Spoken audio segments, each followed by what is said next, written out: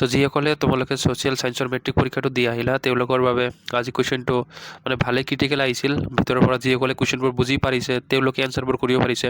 বাকী তোমালোকৰ ডাইৰেক্ট খুবেই কুৱেশ্যন কম পৰিছে ঠিক আছে চ' ব'লা আজি তোমালোকৰ এইটোত মই MCQবিলাক ডিছকাছ কৰি দিওঁ তোমালোকে গম পাবা তোমালোকে কিমান এনচাৰ কাৰেক্ট হ'ব আৰু কিমান তোমালোকৰ ৰং কৰি আহিছা চ' তোমালোকৰ যিটো ফাৰ্ষ্ট কুৱেশ্যন আহিছিল এইটো আহিছিল কি আহিছিল বংগীয় কলা সংসদৰ লক্ষ্য আছিল এইটো তোমালোকৰ C নাম্বাৰটো আনচাৰ হ'ব ঠিক আছে কাৰেক্ট আনচাৰ C নাম্বাৰ হ'ব তাৰপিছত 2 নম্বৰটো আছিল লৰ্ড কাৰ্জনে বংগ বিভাজন আঁচনিখন সূচনা কৰিছিল এইটো হ'ব A নম্বৰটো তিনিটাই ইয়াতে তিনিটাই কাৰেক্ট ঠিক আছে পিছত 3 নম্বৰ কুৱেশ্যনটো দিছে তোমালোকৰ দাবী দিছে আৰু কাৰণ দিছে ঠিক আছে চ' এইটো যিটো কাৰেক্ট আনচাৰ এইটো তোমালোকৰ A আনচাৰটো হ'ব ঠিক আছে A নম্বৰটো কাৰেক্ট হ'ব তাৰপিছত তোমালোকৰ লাষ্টৰ যিটো কুৱেশ্যন আছে 1905 চনৰ কোন তাৰিখে বংগ বিভাজন কাৰ্যকৰী হৈছিল চ' এইটো তোমালোকৰ তো C নাম্বাৰটো আনচাৰ হ'ব ঠিক আছে 16 অক্টোবৰ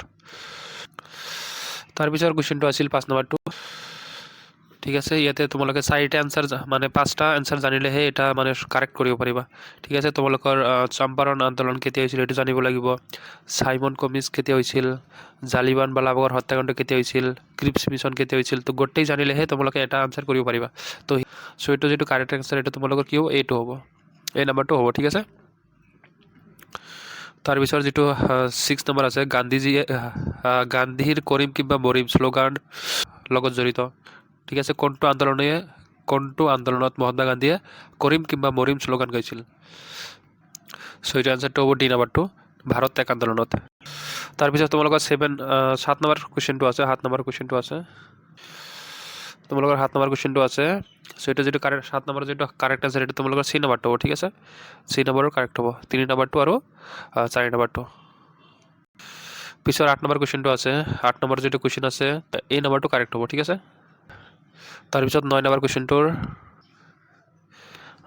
তোমালোকৰ ইয়াতে ডি নাম্বাৰটো কাৰেক্ট আনসাৰ হ'ব ঠিক আছে পথাৰো ঘাটৰ কৃষক বিদ্ৰোহ তাৰ পিছৰ কুৱেশ্যনটো আছে 19বিংশ শতিকাৰ আৰম্ভণিতে অসমত হোৱা ব্ৰিটিছ বিৰোধী জাগৰণৰ প্ৰধান কাৰণ কি আছিল সো এইটো তোমালোকৰ C নাম্বাৰটো ঠিক আছে অৰ্থনৈতিক শোষণ যে ব্ৰিটিছে প্ৰথমত কিহৰ কাৰণে মানে আন্দোলন কৰিছিল অৰ্থনৈতিক শোষণৰ বাবে ঠিক আছে তাৰ পিছত 11 নম্বৰ কুৱেশ্যনটো আছে ইয়াতে বহুত মানে বিদ্ৰোহৰ নাম দিছে বহুত আৰু ইয়াতে চনবোৰ দিছে ঠিক আছে সো এইটো কোনটো কাৰেক্ট হয় এইটো তোমালোকৰ মিলাব কৈছে সো 11 নম্বৰটো তোমালোকৰ যেটো কাৰেক্ট আনসাৰ এইটো হ'ব তোমালোকৰ বি নাম্বাৰটো ইয়াতে ঠিক আছে আসাম এছ'চিয়েশ্যন 1903 চনত হৈছিল তাৰ পিছত 12 নম্বৰটো তোমালোকৰ কাৰেক্ট আনসাৰটো হ'ব তোমালোকৰ ডি নাম্বাৰটো ইয়াতে ডি নাম্বাৰটো কাৰেক্ট আনসাৰ হ'ব কেৱল শুদ্ধ 2 নম্বৰটো কেৱল শুদ্ধ আছে ইয়াতে ঠিক আছে তাৰ পিছত 13 নম্বৰ কুৱেশ্যনটো হ'ব তোমালোকৰ বি নাম্বাৰটো ঠিক আছে তাৰ পিছত আছে 14 নম্বৰ কুৱেশ্যনটো আছে 14 নম্বৰ কুৱেশ্যনটো তলত দিয়া সামগ্ৰীসমূহৰ কোনবিধ মিজোৰামৰ চেৰাও লোকনৃত্যত ব্যৱহাৰ কৰা হয় সো এইটো কাৰণ এইটো হ'ব বাহ ঠিক আছে তাৰ পিছৰ কুৱেশ্যনটো আছে অসমীয়া ভাষাৰ আধুনিক ৰূপটো বিকশিত হৈছিল এইটো হ'ব বি নাম্বাৰটো অৰুণোদয়ৰ জৰিয়তে তোমালোকে জানা অৰুণোদয় আছিল আমাৰ অসমৰ প্ৰথম বাতৰি কাকত তো এইটোৰ যোগেদি অসমীয়া ভাষাৰ আধুনিক ৰূপটো বিকশিত হৈছিল তাৰ পিছত 16 নম্বৰ কুৱেশ্যনটো আছে তলৰ কোনটো যুক্তি শুদ্ধ আৰু ইয়াতে তোমালোকৰ ডি নাম্বাৰটো কারেক্ট আনসার হ'ব ঠিক আছে ইয়াতে তিনিটাই মানে গোটেই শুদ্ধ এটা দুটা তিনিটা চাৰিটা গোটেই শুদ্ধ তাৰ পিছত 17 নম্বৰ কুৱেশ্যনটো আছে তলৰ দিয়া বৰ মিলোৱা আৰু শুদ্ধ উত্তৰটো বাছি উলিওৱা সো এইটোৰ কাৰেক্ট আনসাৰ ইয়াতে বি নাম্বাৰটো কাৰেক্ট হ'ব ঠিক আছে 17 নম্বৰৰ বি নাম্বাৰটো কাৰেক্ট হ'ব তাৰ পিছত 18 নম্বৰ কুৱেশ্যনটো আছে সো 18 নম্বৰ কুৱেশ্যনটো তোমালোকৰ C নাম্বাৰটো কাৰেক্ট আনসাৰ হ'ব 19 নম্বৰ কুৱেশ্যনটো আছে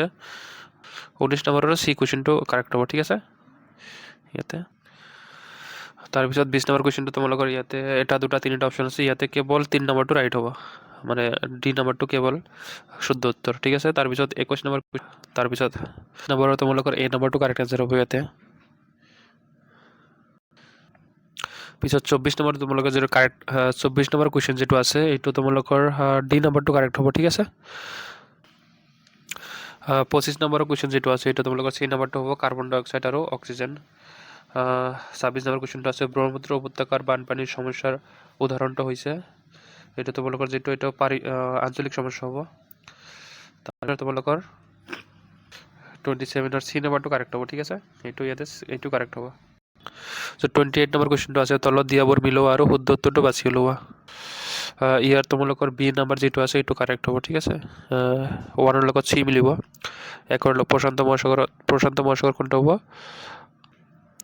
প্ৰশান্ত মহাসাগৰ তোমাৰ আলাস্কা সাগৰ আছে তো এইটো মিলি যাব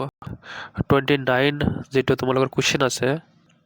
এইটো তোমালোকৰ ৰাইট আনসাৰ যেটো আছে এইটো এ নাম্বাৰটো হ'ব ঠিক আছে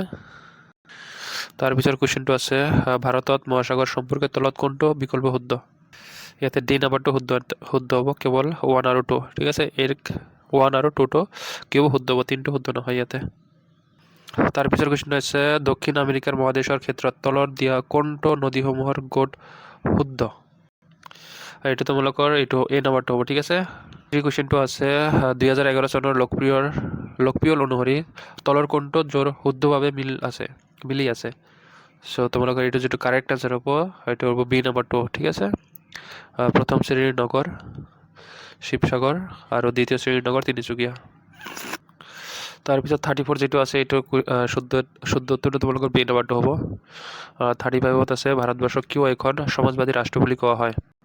সো ইয়াতে কাৰেক্ট আনসাৰটো তোমালোকৰ এ নাম্বাৰটো হ'ব ঠিক আছে 1 আৰু 2 নম্বৰ কাৰণৰ বাবে ভাৰতবৰ্ষক এখন সমাজবাদী ৰাষ্ট্ৰ বুলি কোৱা হয় তাৰ পিছত 36 নম্বৰ কুৱেশ্যনটো আছে ভাৰতবৰ্ষৰ সংবিধানৰ বিষয়ে তলত দিয়া বিকল্পবোৰৰ পৰা শুদ্ধ বিলটো বাছি উলিওৱা ঠিক আছে